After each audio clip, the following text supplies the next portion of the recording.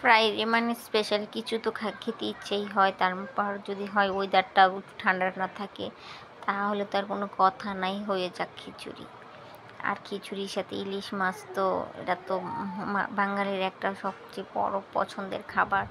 আর যেহেতু আমার বাসায় ওই ইলিশ ছিল আর ওয়েদারটাও আছে ঠান্ডা ঠান্ডা, তারপর ফ্রাইডে, তাই সব মিলিয়ে ভাবলাম যে আজকে হচ্ছে খিচুড়ি রান্নাই করে ফেলি, তাহলে হচ্ছে মজাই হয়ে যাবে, ওয়েদারের সাথে একটু খিচুড়ি খাওয়াও হয়ে যাবে। তো যেই কথা সেই কাজ, আমি এখানে হচ্ছিলাম এলাচি, দারচিনি, তেজপাতা, শুকনো মরিচ, পেঁয়াজগুলোকে ভালো করে তেল আর ঘিয়ের সাথে একটু ভেজে নিয়েছি।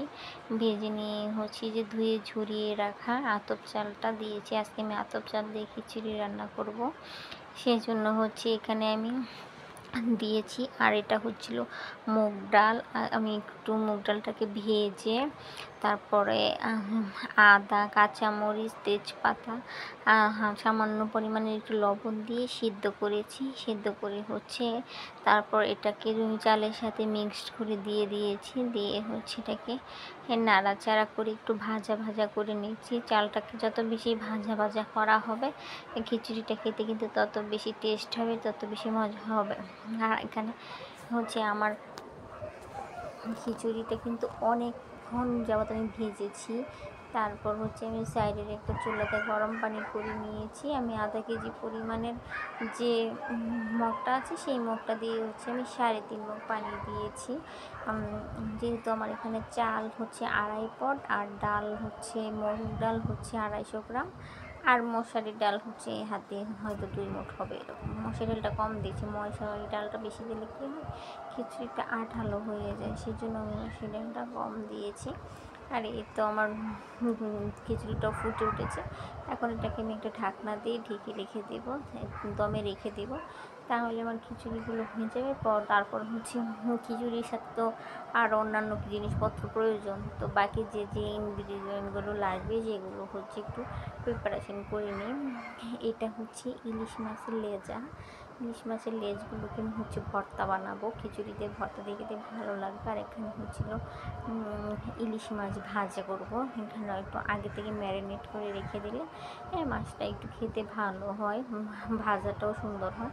সেই জন্য আমি হচ্ছে একটু আগে থেকে একটু এগুলোকে ম্যারিনেট করে রাখার চেষ্টা করছিলাম। আর আমি পাশেই হচ্ছে ফ্রাই প্যানটাকে বসিয়ে দিয়েছি। দিয়ে প্রথমে হচ্ছে আমি এই ভাজা ভর্তার মাছগুলো ভেজে নেব। ইদানিং আমি লেজের পিসগুলো খুবই ছোটো করেছি, কারণ হচ্ছে লেজগুলোকে তেমন খেতে চায় না, লেজগুলো পরে পরে থাকে, সেজন্য লেজগুলোকে ইয়া করছিলাম। তো আমি এখানে সবগুলো লেজা হচ্ছে ভেজে নিয়েছিলাম, উল্টে পাল্টে সুন্দর করে মুচমুচ করে ভেজে নিয়েছিলাম। তারপর হচ্ছিল এই যে এখানে মাছগুলোকে আমি সুন্দর করে উল্টে পাল্টে ভেজে নিলাম। ভেজে নেওয়ার পর এটা হচ্ছিল ওগুলো ভাজা হয়ে যাওয়ার পরে একটা বাটিতে রেখে দিয়েছি। তারপর হচ্ছে ইলিশ মাছগুলোকেও ভেজে নিচ্ছি একে একে করে। ইলিশ মাছগুলো যদি একটু গরম গরম কুরকুরে করে ভাজা যায় তাহলে কিন্তু খেতে বেশ ভালোই লাগে। সেই জন্য হচ্ছিলাম আমি এই ইলিশ মাছটাকে একটু ভেজে নিচ্ছিলাম। আর হচ্ছে এটা না আমার নতুন চুলা, আর এই নতুন চুলাটা না ফ্রাই প্যান বসালে খালি স্লিপ খায়। আমার মানে রান্না বান্না করতে আমার খুবই ভয় লাগে এই চুলাটাতে। এখন আগে চুলাটা এরকম স্লিপ পেত না, কিন্তু ইদানিং এই চুলাটাতে খুব বেশি স্লিপ খায়। তারপর হচ্ছিল এখানে মাছগুলোকে উল্টে পাল্টে সুন্দর করে ভেজে নিচ্ছিলাম, মুচমুচে করে ভাজবো। আর মাছ ভাজার সময় ভয় লাগছিল যে কড়াই কখন উল্টে যায়, আর যেই কথা সেই কাজে আবার সেই উল্টেই গেল। কিছু তো আর করার নেই, এটা এরকমই হবে। আর আজকে খিচুড়িতে বেশি করে রান্না করে ফেলেছি যাতে দুপুরবেলা আমাদেরও খাওয়া হয়ে যায়, সেই জন্য।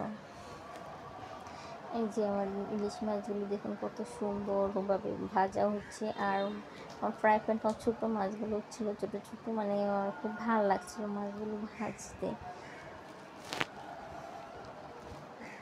তো মাছগুলো প্রায় আমার ভাজা হয়ে গিয়েছে, একদম মুচমুচে কুরকুরে ভাবে ভাজা হয়ে গিয়েছে।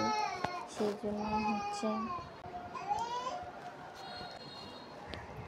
তারপর মাছগুলোকে আমি ভেজে একটা বাটিতে সুন্দর করে উঠিয়ে রাখলাম। তারপর হচ্ছে ভর্তার প্রিপারেশানগুলো করছিলাম, মাছের কাঁটাগুলো ভেজে নিয়েছিলাম। ও লেজ ভর্তা বানাতে এত বিরক্ত লাগে, তাও আবার ইলিশ মাছের লেজ, এটা ভর্তা বানাতে যে আমার এত বিরক্ত লাগে কী বলবো। এত পরিমাণের কাটা থাকে, এত মানে প্যারা লাগছিল, যা কী আর বলবো। আর যাই হোক, এই তো আমার ইলিশ মাছের লেজা ভর্তাটা হয়ে গেছে। তারপর হচ্ছিলো ওটা ফ্রিজে করে একটা বরবটি ছিল, ভাবলাম যে এগুলোকেও ভর্তা বানিয়ে ফেলি, খাওয়া হয়ে যাবে। আর বরবটি ভর্তাটা কাঁচামরিচ করিয়ে দিয়ে করলে হচ্ছে বেশি ভালো লাগবে, সিমের মতো হবে। তো এটা আমি একটু সরষের তেল দিয়ে এরপর ভালো করে উল্টে পাল্টে মেখে টেখে হচ্ছে বরবটির ভর্তাটাও বানিয়ে নিলাম। বরবটির ভর্তাটাও খেতেও বেশ ভালো লেগেছিলো, একদম সিম ভর্তার মতো হয়েছিল। আর এই তো হচ্ছে আমার ফাইনাল ভর্তার লুক। তারপর যেটা হচ্ছে লাগবে সেটা হচ্ছে ডিম ভাজা, যেটা ছাড়া আমার হাজব্যান্ডের হাত চলবেই না। শত কিছু থাকবে, তার একটা ডিম ভাজা লাগবেই। তাই আমিও সেই ভাইরাল টেকনিক অনুযায়ী আমিও ডিম ভাজা করে নিচ্ছিলাম।